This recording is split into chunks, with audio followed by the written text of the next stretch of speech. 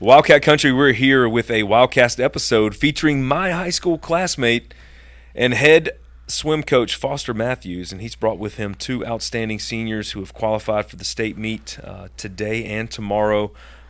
We welcome Riley Halloran and Ford White. How's everybody doing today? Doing great. Thank you, Coach. Well, Coach Wells is, of course, my partner in crime again today. We look forward to hearing about y'all's season and the journey that you've had so far before the big state meet. Swim is always the first sport to finish, so they kind of have this real short hybrid season, obviously because most kids don't like to swim in a pool once it's cold outside. Would be my is that a safe assumption? Yeah. When I first started, when I actually swam, nobody knew anything about the high school season, so they had it going into November past Thanksgiving. And nobody has indoor pools, so you get people are out there in wetsuits trying to swim. Oh my God, are you for real? Yeah, so we got to be done by this week in October, or it's miserable. Wow. Well, anyway, that's a little food for thought. Good stuff. Yeah, well, I'm glad to be here again with our awesome swim team. I know we're preparing, like Coach Curtis mentioned, for our state meet. And we would like to kind of lead that into, Coach, starting with you. Can you tell us some of the major accomplishments that we've had this season so far as we prepare for the state meet? Sure, absolutely. I'm very happy with how the team has performed this year. We've had 7 meets so far, 6 dual meets. We call them dual meets, but because it's swimming and we have a limited season, there are usually 3 or 4, maybe even 5 teams there, a lot of smaller ones that we're all head-to-head against. So we have a record, but it doesn't really isn't really indicative of anything. Yeah. The girls finished 3rd in the region this year. That was just last week. The boys finished 4th in the region. Same meet last week. We were able to get to do it at down at USC, which is a good fast pool, an indoor pool, yards. Usually these outdoor pools are meters, so we have to convert times. Yeah. So set up well in the region. State qualifiers are a little bit different in swimming. I'll just kind of give everybody some information. It's done by time standards. Okay. So at the beginning of every year, the time standards are adjusted by a certain percentage from what they were last year. So there's an automatic cut in each event and a consideration cut. Anybody in the 5A Division I who goes the automatic cut qualifies for the state meet. So even if there's 50 kids, right, all 50 make it. Realistically, that never happens. Okay. And the 5A cuts are significantly the fastest. Okay. Because at the smaller meets, you won't even have the full 30 swimmers that are possible to be able to even compete. But we always have 30 in each event. So if 30 in the 5A Division I don't qualify, they'll go down until they get to 30. Okay. In every event? In every event, every individual event. Relays, it's only 20 teams. Okay. So we had 9 girls qualify this year and 10 boys. A lot of those are relays. We actually had each relay qualify, 3 boys relays and 3 girls relays. It's the first time, probably the last 5-6 years that we've had that. So I'm very impressed with everybody. And then we had a number of individual qualifiers. Let's see if I can remember them and list them off. Riley Halloran, who we have here, qualified in the 200 IM and the 500 free. She probably could have gotten in a couple other events. We also have Reagan Taylor, who's a 9th grader who qualified in the 500 free and the 100 back. Lila Jones, another 9th grader, qualified in the 50 free, the 200 free. Angelina Luo, another 9th grader, qualified in the 100 breaststroke. I think that's all the girls. Does that sound right? No, Charlotte qualified in like the 50 free. That's right. I don't want to forget Charlotte. She was one of those consideration times that got in, didn't automatically. So she's 29th in the 50 free, Charlotte Spencer. Awesome. And then with the boys, Ford here qualified automatically in the 200 free and the 500 free. Cooper Halloran, Riley's younger brother, qualified in the 200 IM and the 500 free. Harrison Liebenrud qualified in the 100 backstroke. Parker Heimbach in the 50 free and the 100 breaststroke. And Jack Kesterson, also one of those consideration times, qualified in the 500. So we've got 19 kids that were taken to the meet. Some of those include relay alternates, but that's the most by far that we've had in a while. So that's awesome. I'm very proud. I feel like before we move on, though, it's really important to ask, since you brought it up, who's the cooler sibling, you or Me, 100%. Oh, okay. All right. So, Cooper, when you're listening, one day we'll have you on, and if you have any rebuttal to that later on, we can talk about it. So I hope he's listening because I'll tell Riley I do agree with him. Yes. all right. Well, Coach. Aside from the temperature pull calendar lesson you gave us a second ago, talk to us about your swimming history here at Lexington. So swim history in Lexington, swim has not really been a competitive high school sport for really that long. I graduated from Lexington here with you, Coach Curtis, in 2001. And when I was in probably about 8th or 9th grade was when it actually got sanctioned as an official high school sport. Less than 30 years. Right. Yeah. And even then, we didn't really have a team sport. They just had a high school meet that you could sign up for that was affiliated with your school that you could. And then we got a program here at Lexington once they started actually doing the team competitions. Head coach was Anna Daly, who was an Olympian from New Zealand who was here for years and years and years. Teams historically been good here. The boys won the 2011, I believe, state championship. That was well before my time. I'm not taking any credit for that. So we've had a good program. I started here 10 years ago, back when the original coach, Coach Daly, who'd been here since I was here, had to leave. And Mrs. Rawl, the former principal, who I'd known from a long time because you and I both knew her children, asked me if I could come fill in for a short term until they could find somebody else. Been 10 years. You still hadn't found anybody else? No. and I really enjoy it. I get a lot from the kids. I feel like I'm able to give them, because swimming's a different kind of skill set. Not that coaching any sport is any different, but I mean just knowing how to enter stuff into the meets. It's these programs. It's something I have the knowledge for, and I feel like I'm able to give back to my alma mater, and I'm glad to do that. That's awesome. Well, yeah, I've learned as an AD that I don't use the word peripheral like in a negative way. More like a lot of the sports that are off campus based, golf, swim, tennis really does most of their training off campus. It's difficult to find great experienced coaches in those because the skill set that it takes to be knowledgeable in those is just not as common for people going into education for whatever reason. Yeah. And Coach Matthews is not in education either. You're an attorney. What kind of law do you practice again? Forgive me. I work with my father. I have my own private practice, do a little bit of criminal defense, family law, just kind of a general practice. So are you going to be on the next episode of Lincoln Lawyer? Hopefully not. Okay. I love that. Coach, I will say this to our listeners. Just listen to Coach speak. And one of the things that stand out is that when you're an alumni of the school, it just means a lot more. Mm-hmm. And I can just tell from Coach background to just stepping in, it means more. I mean, to wear the Wildcats and do it for the community in Lexington High School where you went to school, it just means more. Absolutely. And I think, Coach, you can speak on that to our listeners about how much it just means to you to have this opportunity to lead a swim program that you were a part of at one point.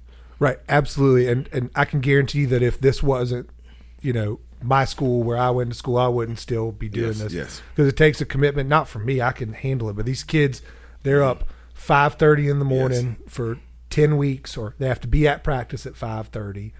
So it's a commitment, but I do it because of my commitment to the school, and I'm happy to do that. Well, we're certainly blessed to have you, Coach, and it's always cool to be around. There's a few of our classmates who are on the coaching staff in various sports, but right now, Coach Matthews and Coach Brian Hucks are the only two alumni head coaches. So really cool to have that. All right, so Riley, you're the first athlete that we've had on the show that plays or competes for a parent. We did have Forbes Watson, whose mom is a coach but not his coach. Mm-hmm. All right, so for listeners out there, our lead assistant coach is also a district PE teacher. She's at Pillion Middle? Yes. Pillion Middle. I couldn't remember if it was high school or not. And her name's Susie Halloran, and she does an awesome job pairing with Coach Matthews and the rest of their staff. And she's got two swimmers on the team, as we just discussed. And I'll let Riley tell you about the whole family lineage of swimming. But give us the family history of swim, and what is it like swimming for your mom? It's a lot of fun, actually. My entire family, all my siblings have swam. My brother, who's 27, he swam up until his senior year. He didn't swim in college. And then my older sister and my second oldest brother, they both swam, and my sister swam at Milligan University, and now my older brother also swims at Milligan University. And then there's me in the line, and then Cooper, my younger brother.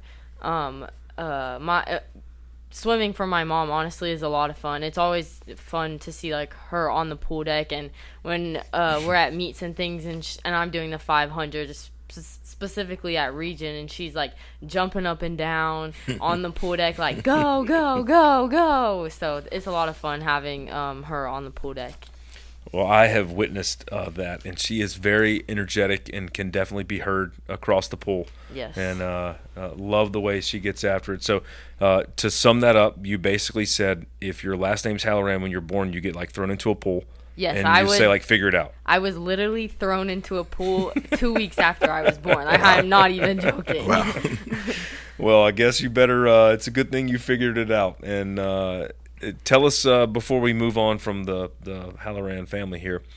Tell us your plans to swim in college. Yes, I plan to attend Converse University, major in interior design and minor in business. I'm really excited. I had my official visit a few weeks ago. I love everybody there. The coaches are amazing. And an additional is one of their new coaches is a volunteer coach, but he used to coach at Auburn University for, I don't know, like 30 years. So he is insanely rounded in swimming, and so I'm really excited for that. That's awesome. Didn't you just verbally commit to? Yes, I did verbally commit. Congratulations. Congratulations. That is awesome. Congratulations. Do you have any fun mom coach stories that won't get you in trouble? Yes, actually. All right, yes, okay, good. this happened. I was like 4 years old, but I still count it as like because she was on the pool deck. It was my first ever summer league meet, first ever meet in general. I was supposed to be holding on to a kickboard, kicking just down the pool, and I was like, I think I can do it without a kickboard. Let go of the kickboard, down I go, and my mom jumps in after me, phone in pocket, like fully clothed, has to yank me out of the pool. It was a time for sure. Was she mad? No, well, maybe a little bit. Definitely a little bit scared. Over the phone, probably, for sure. Probably, yeah. We had to put her phone in a bag of rice up on our basketball rim for like 3 days. Fantastic. Yeah, it was well, great. At least you A, survived, and B, you showed some courage, right? Yes. You got this. Yes. We were talking before we got into it. This, from your plans and standpoint, this is going to be the last time you swim officially. Is that correct? That is correct, yes. So are you kind of looking forward to this? Is it a little bittersweet? What's kind of the mindset compared to her where it's her last high school, but she gets to kind of do it again, and you'd rather move on to career and goals and all those kinds of things. So what's that like as a senior when you've grown up doing it so long? It's definitely bittersweet. Swimming has been a part of my life for almost 12 years now, whether it was swimming for a year-round team, a summer league team, or the high school here, or maybe coaching. It is definitely going to be hard leaving the sport after that many years, but I am looking forward to going on to college. That's awesome. Well, you heard that he's doing a little coaching on the side. Do you know that, Coach Matthews? I did, because he actually coaches my 10-year-old stepson. How about that? So if he better not move back here, you might be like fishing, pulling him back on over to the I pool know deck. He's great, and I know the head coach at Carolina Aquatics, who has nothing but nice things to say to him. He does a wonderful job. He's had to kind of take a step back from competing a little bit, but that did not take away his wanting to give back to the sport, and the fact that he does it for younger kids, and I see firsthand the results. He's doing a wonderful job, and he is a great influence on those kids. That's awesome for it, and I'll keep that in mind because I have a 5th grader in the kindergarten, and they need swim lessons. Well, Riley actually gave my 4-year-old and 5-year-old swim lessons last summer. So I got to keep that in mind. I keep them all working. If you need him, call Coach Matthew. He'll get you hooked up. Somebody. So for we're going to talk about swimming a little bit to our listeners and try to give them a day behind the scenes what our swimmers go through. So if you can kind of give us a typical day of your swimming schedule, the build up to a meet, just kind of so we can have a better understanding of behind the scenes of the life of a swimmer at Lexington High School. Yeah, and Coach already kind of dropped the ball about what time y'all have to be there, but I want you to start, like, when does your stinking alarm go off? Because I could not do what he just said that y'all have to do. So just start there for us. Of course. My alarm, I set it for 4:30 every single morning. I set multiple alarms just in case I don't wake up. Coach Foster knows I don't always. I've definitely been late to a practice or two over the years. I'd have a lot more grace at 5:30 a.m., wouldn't you, Coach Wells? Yeah, right. That's tough. Yeah, but I set multiple alarms. I am at the pool before 5:15 most days. He is. And to start practice, we always start with a little bit of stretching. We go into some warm-ups, and we're in the water for about an hour and a half every single morning before school. And so I know Coach has mentioned some of the year-round swim. Does that ever take place during the same season as, like, high school? Like, are y'all doubling where you have to go to another practice? Yes. Wow. How often does that take place? So every single day after practice, after school, or after high school practice and after school, I go straight to a different pool down the road to coach for my year-round team. That's so great. And have you been doing that kind of stuff too? Yes, I only go to, like, high school practices one day a week, but sometimes on that one day Cooper and I will do doubles.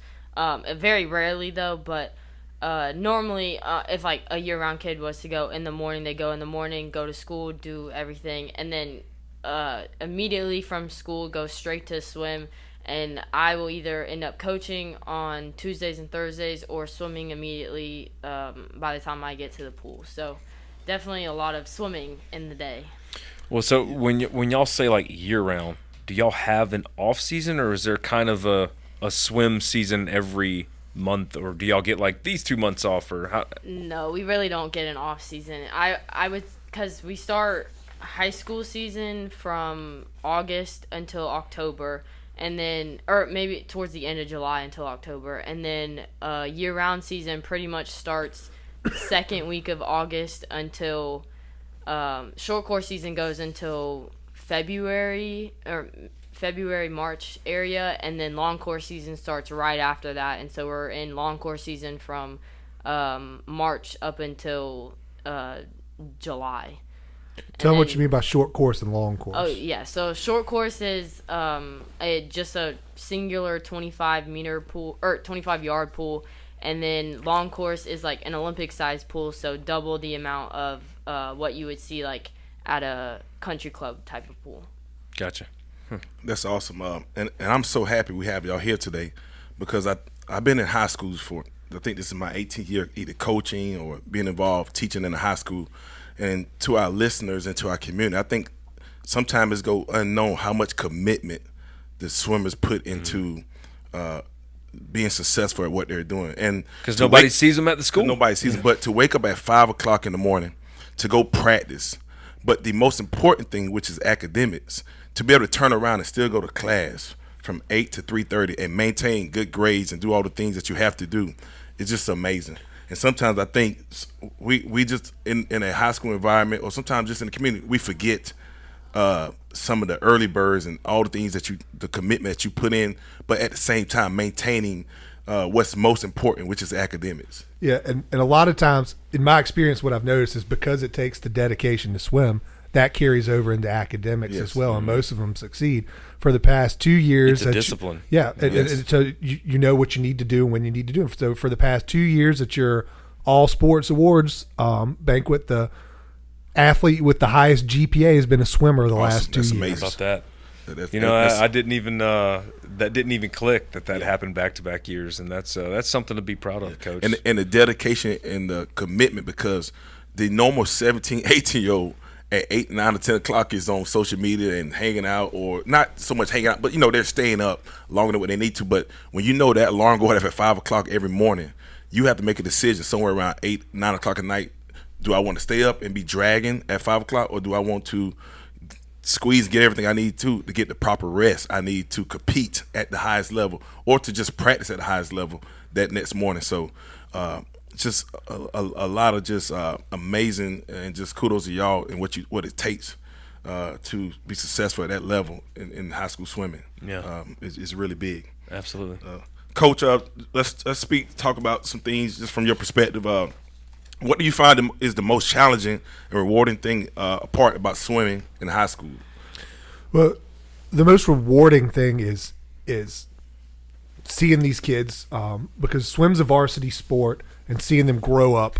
So you can be on the varsity team starting in 7th grade. So I've had Riley Ford. When did you start? 8th grade. 8th grade. 8th grade. So I've gotten to see them grow up into successful young men and women, hoping that I can have some positive influence on that. But that's nice to see it, and I keep up with everybody. Riley's older brother he's in the military, but he went to law school. He's a JAG officer right now. He actually worked for me when he was in law school. I keep up with him. He actually worked for me as a lawyer before he could go out and do the JAG program. So I like to keep up with them and see what they do. Yeah. And that's actually the most rewarding. Probably the most challenging aspect of it is what you were kind of alluding to earlier is that we don't have an indoor pool. Yes. The state of South Carolina doesn't have indoor pools. Coaches in Upper C. I don't know what's wrong with it. Isn't there a pool in Upper C? Listeners, I've been waiting on this show, okay, because when Foster and I were in high school, the joke with the new freshmen and sophomores was, yeah, we have a pool in Upper C. Okay, well, there is no Upper C at Lexington High School. It doesn't have a second story. But they did actually paint a mural on the wall that looks exactly like our doors that says pool, and it has an arrow. So I'll have to go check that out. You haven't seen it yet? Yeah, I definitely have to show you that. I didn't mean to interrupt you, but I just wanted to remind you where the pool was, Coach. That's right. So in every other state and at the collegiate level, swimming is a winter sport. It goes from October to February. We have a 10-week season, and normally we would start before school starts back, but the high school league hasn't fixed that since school start times are earlier. We started earlier in August this year, so we have a very short season. Right. You cannot start training and be ready to compete at the highest level in just 6 to 8 weeks of swim program. So kids get frustrated because they can't compete if they don't put in the time in the off season with their club team. So that leads to a lot of, people not sticking it out and sticking it through. Because if you want to be successful in high school swim in July and June, and you have to swim year round competitively because that's the only way to stay in shape to be ready for a high school season. That's you're getting ready for state meet 2 months after you started. Yeah. So that's the challenging part because I have to trust, and I do trust them to put in the work in the significantly longer off season. Wow, that's pretty crazy. So Riley, we're gonna kind of turn to you a little bit and speak about Friday night. Riley, we all are involved in Friday night sports, and we understand Friday night football. So just try to get a comparison to Friday night football where everybody's excited. It might be a big region game. Everybody's pumped up. So let's translate that to swimming, and your thoughts on give us kind of a build up on what feels like a big meet or like getting ready for a state meet. What the athletes feel like. What's coach thinking? What's their environment like? When we have a big state meet, how do you prepare for it? And you can kind of answer too, but just kind of bring our listeners into that swimmer that prepares for a big state meet and how they feel and what it feels like. Mm-hmm. I would say for state meet week is honestly like super big. When it's high school meet or high school state, it's the one day, so I'm like focused all in all week. Like this week has honestly been a little bit stressful for me just because I've had so much schoolwork, but I'm also trying to like focus in on swim, making sure that like I'm doing what I need to do at practices, and like we also started a little bit of taper this week, but not a whole bunch. And then eating right, making sure that like I'm doing what I need to do. Eating is definitely a big thing. If I'm eating junk food, it's not going to help me at all. So I've been focusing on eating a lot of protein, like chicken and taco meat and things like that, so that I'm like ready to go. And then day of, I would say it's a lot of preparation and like mental I don't know what you just a lot of mental thinking, I guess. I am someone who gets really nervous before big meets, and like it will be on my mind. I'll like be honestly actively shaking because I just get so nervous from just everything. So trying to like focus and not be so stressed out and so scared, but it's a lot of fun once like I'm in the moment. And then like once I go off for the first race, then I'm like, okay, we're here, we're done, like we're getting into the rhythm now. And I think high school state is a lot more fun probably than year-round state, just because year-round state's 4 days and high school state is just one, and you're swimming 4 events, and then you're doing it with a bunch of people that like you like and like you're on a team with, and so it's a lot of fun. It's very. What's tough about it is it's kind of like track, I guess is what you compare it to. You put in hundreds of hours for a 25-second race. Right. You know, so you've got that one opportunity, and so that's what's kind of nerve-wracking. Yeah, the biggest thing also is that because high school state is just the one session, you don't have like a prelim final swim. So prelim finals is like you swim your, let's say for high school state this Friday I'm doing 2 IM in the 500. In a normal meet like year-round state, I would get to swim 2 IM and 500 in the morning. If I make it back in top 20 for finals, then I go home, rest, recuperate, and then come back a couple hours later and swim those 2 events again. But high school state, you get one shot, that's it. And one opportunity. Yes, like exactly. the Eminem song. Is that in your headphones when you're leading up to? Sure, we'll go with that. You got anything to add? And like I was at the region meet last week, and I've obviously been to some home meets. I am really super impressed with the atmosphere at state. It obviously when you're in a natatorium, it's really loud and echoey, but it seems like it's pretty intense. Lots of kids and parents clapping and cheering. Ford, how does that kind of play into the emotions of the big state event? I get pretty anxious before my events. I'm nervous, shaking, just like Riley said. Before my races, though, because I only have one shot at them, I go through the race in my head. I visualize the dive, every underwater, every single stroke, every kick, everything.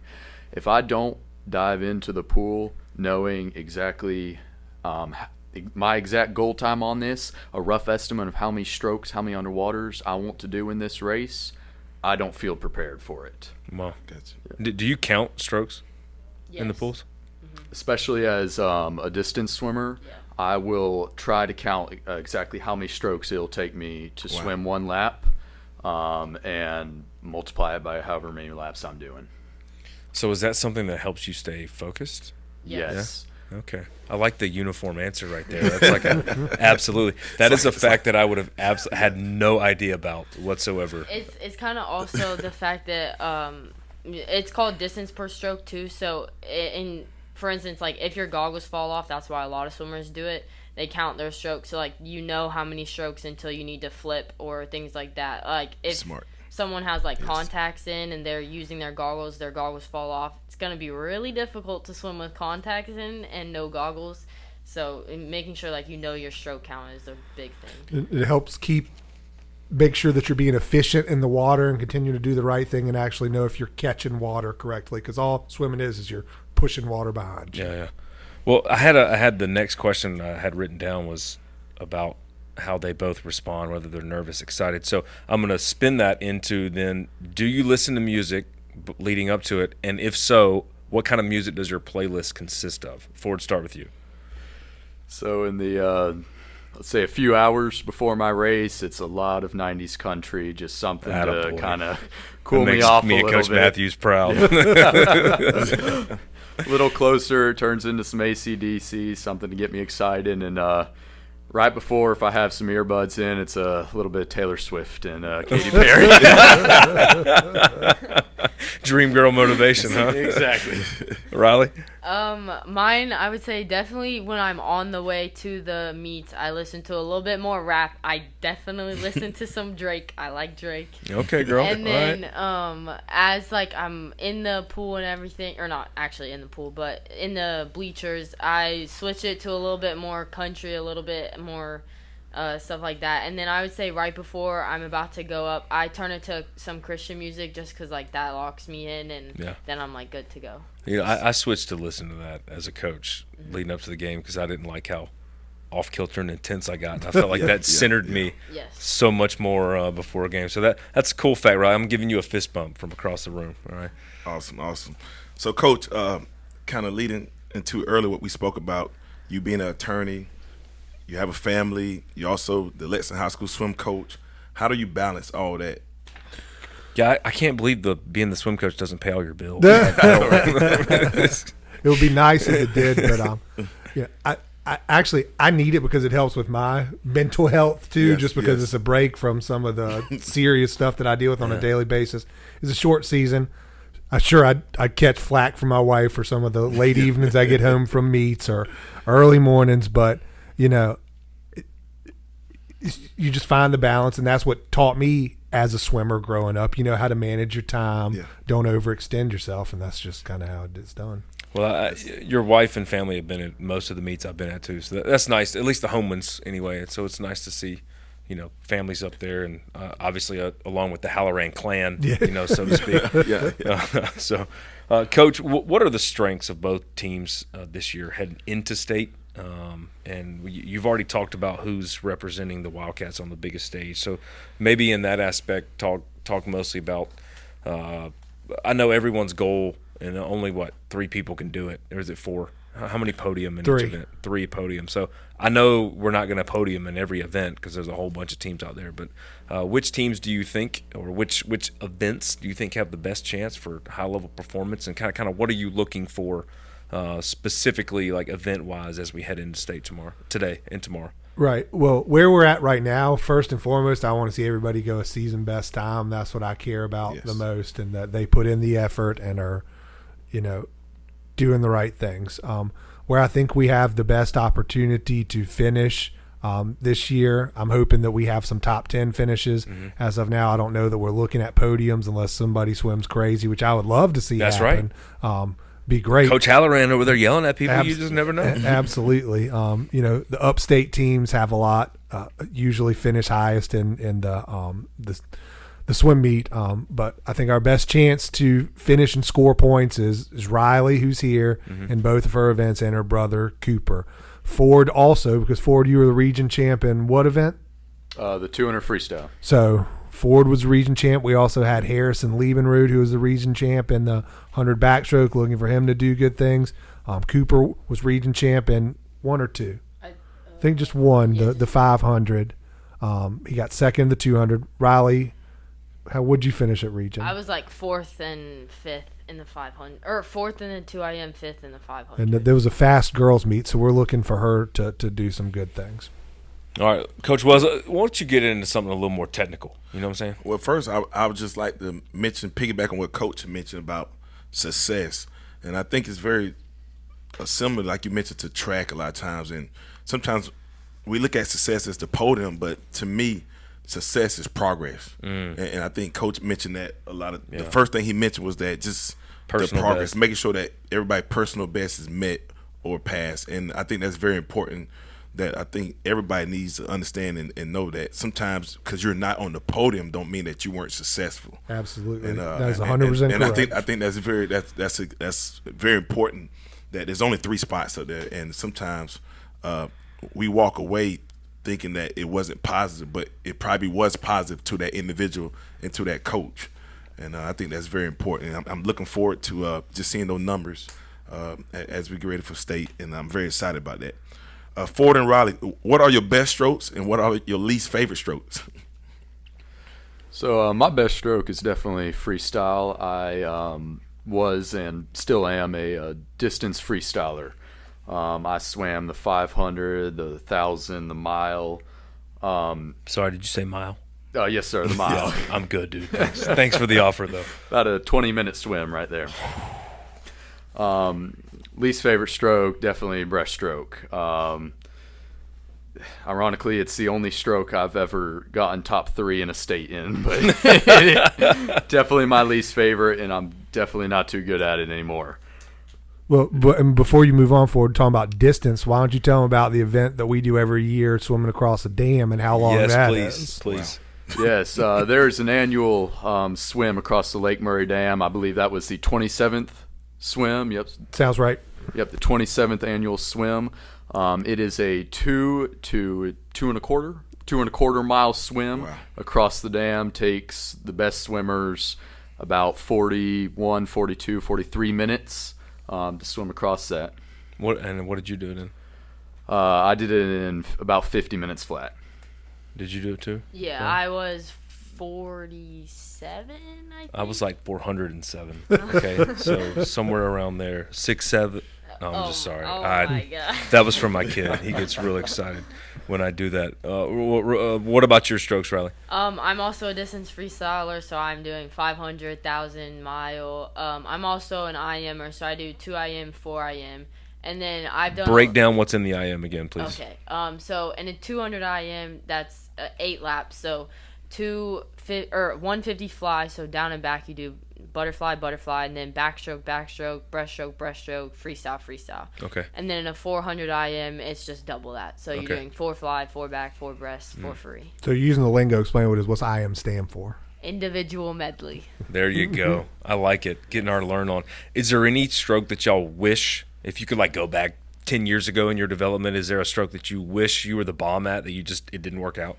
Yes. 100%. What you got? Backstroke. I wish, like, my tempo is just so bad. I wish I could be a backstroker. That's all. That's the only part in my IM that just needs serious help is my backstroke. Okay. Backstroke for me too. The reason I'm not swimming at the level that I used to be is because of some breathing issues. Yeah.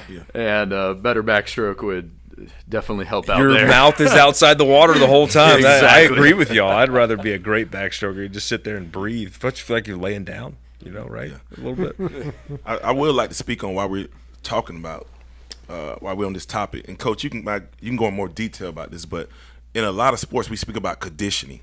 And when we speak about conditioning in most of our sports, we think about running with our legs, track, football, basketball, volleyball. Those conditioning are very similar. But can you explain to us what conditioning and swimming is to prepare for those type of the mile and those things like that? Sure. Conditioning for swimming is we do a majority is swimming. Yes. There's a lot of distance swimmers do some cross training with some running just to keep up that endurance. They do a lot of dry lands with medicine balls. And a lot of them do some weightlifting, but weightlifting's different because swimming, unless you're just purely a sprinter who does the sprint events, it's not about muscle mass kind of sport. Yes. So weightlifting is different. It's more circuit training, that kind of stuff in the weight room. Not doing heavy weight, but just more reps over and over, different muscle groups. Yes. Sure. So kids, what do each of y'all hope to accomplish tomorrow? Like, I'm going to go to what Coach Wells said. For Riley and Ford to walk away from tomorrow feeling like, hey, that was a great success, what do y'all want to see individually?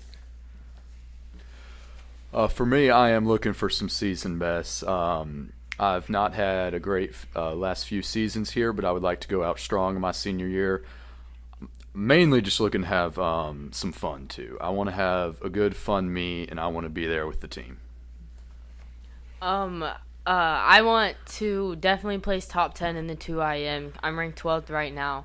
I'm also ranked 15th in the 500, but I would like to place 3rd in that. My best time puts me in 3rd right now because the time that's in there is like 17 seconds slower than what I typically go. So I want to get 3rd. If I get top 10, that's fine. I would like to be top 5 if at all possible, but I'm also really excited because all 3 girls relays are going, and it's just going to be a lot of fun. So yeah, that's awesome. That's good. So Coach, again, what are your expectations for tomorrow? But also, let's speak on after tomorrow, after state is over. What are some things that you're thinking to maintain the success in the program going forward? Yeah, I mean, it seems like so different to me. Like, yes, I don't know why it's hard for me to wrap my head around a sport that's so reliant upon outside success away from Lexington. So to piggyback on his question, like, how does that affect your program development and your like expectations moving forward each year? Right. So we're always looking for more numbers, more people to come out. And so it's not necessarily recruiting per se, but we have everybody on their summer league team saying, hey, if you want to swim high school, they'll say something, here's what it is. We go to the year-round team and say, hey, if you go to Lexington High School, we have this program. So we're always interested to get more people involved, but it starts off with getting them when they're younger in summer league, starting there, going through, and putting the time in there so that when you get to our program, because you can't just show up and decide you want to be on the swim team. There's a minimum level of proficiency just for safety purposes to be able to be there. So we need definitely the younger ones coming in the program, 7th and 8th graders, and for them to stay. And we've been having some good retention, so that's what we're looking for. That's great. Do we have any homeschool? Well, I think just one this year, but we've had a couple. Okay. Gray used to not have a swim team, so when they did, the ones who were zoned here, we got, but now we don't. That took a significant portion away. So gotcha. Okay. Well, all right, kids. So this is our favorite. My Coach Wells and I's favorite way to finish. You get a rapid get to know you session away from swimming. Okay, so just gonna ask you a series of questions, and you're just gonna say the first thing that comes to your mind. We're gonna rock and roll forward, ladies first. Is that cool with you? So she answers, and then you follow right up. Okay. All right. Favorite color? Pastel yellow. Blue. We always get these really unique colors from the ladies. Pastel yellow. Favorite food? Chicken, like fried chicken. Fried chicken. Down and dirty. Oh, yeah. I'll do red beans and rice. Old school. Red beans and rice. Yes. That's also a very unique answer. Favorite Lexington area restaurant? Carolina Wings and Ale. Okay. Sweet. I love El Jimador. I love going there after after a meet with the team. Okay. Do you crush the salsa bar? Every once in a while. I prefer the salsa bar at San Jose. That's not a plug for either restaurant. They're both great. I really like that Chipotle sauce at San Jose. All right. Favorite school subject? I Ooh. I don't really like any of them, Ooh. but Teachers, don't listen. I'll just say English because that's my best subject. Okay. Not a subject, but I love my welding class That at is the LTC. absolutely a subject. That is a subject. That's an extracurricular, and all of us PE teachers think that stuff is just as cool and just as important. So I'm glad to hear that you have something that you can build upon your career. I think that's great. So what will each of you major in college? Maybe Ford just answered this one already for us. Interior design and then minor in business. Nice. I'm hoping to major in material science. Okay. Cool. Do you have this is such an odd question, and y'all might just laugh at me, but do y'all have a favorite pool? Yes. Okay, what is it? Mine is down in Florida. It's Bowls. That is the best pool I've ever swam in. What made it so great? Okay, so this also is gonna sound crazy, but CCL has the thickest water ever. Thickest water? Yes, it doesn't make sense, but it makes sense. Okay. If you're a swimmer, you get it. All right. But the pool in Bowls, it is the thinnest water ever. You feel like you're flying. It's amazing. I'd like the science side to show me the different molecular status of things too. What you got, Ford? My favorite facility is the University of Tennessee. Favorite water, though, was a pool in Indiana, a small college. I can't even remember the name. Oh, okay. All right. Dream car? Black Corvette. Okay. A 1970 Ford Torino. Dude, this guy is a total old school soul, and don't you love it? Absolutely. Black beans and rice, 90s country, and a 70s truck. He is big time. All right, if you could live anywhere else in the world, where would it be? Hawaii is the first thing that popped in my head. Okay, it's a beautiful place. Have you been there? No, but I want to go. Oh, it's pretty great. Yeah. I love East Tennessee. Again, just I know. an old soul. Yes. All right, favorite song? Okay, we're probably about to get some Joe Diffie from Ford, but we'll let him think on it. And my mind is blanking. I've got you stumped. Yes. You're stumped over a favorite song? Wait. While she's thinking, Ford's in charge of our playlist and has the speaker at the pool every morning. So he already knows. So it's very AC/DC heavy. We got some Nirvana, Metallica. He's got some good stuff. Man of many talents. Do you have a favorite song, Ford? Oh, yes, sir. American Pie, Don McLean. Ooh, that's a really good one. Okay, I've listened to Siren Sounds by Tate McRae way too often lately, so that's probably my number one right now. Okay. All right, last question. If you didn't swim, what sport would you have participated in? Basketball. Okay. I would have loved to play football, but I don't think that would have worked out. I don't know, man. I like your length, buddy. I think we could have done a little something. It's the lack of hand-eye coordination. Oh, what it is? That's why most of us swam or swim. Okay, I got it. Well, you could have played DB. DBs don't have to catch.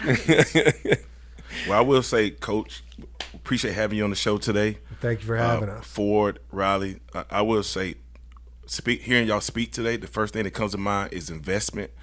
I can tell how much y'all have invested into the sport of swimming, and I really pray that all goes well tomorrow at State. I know y'all spent a lot of time, energy, commitment, and I truly think that you will have the best performance tomorrow, and I pray all goes well. But we're excited to have y'all and to introduce just the sport to so many in the community and help them have a better understanding of the commitment and everything that takes place. It's just awesome, and it's amazing to have y'all today. Well, absolutely, and parents, you heard it. We need as many young swimmers as possible. So hopefully you don't need an attorney. He'd rather you call him for advice on what swim team to join. But holler at Coach Matthews if you need something, or Coach Halloran.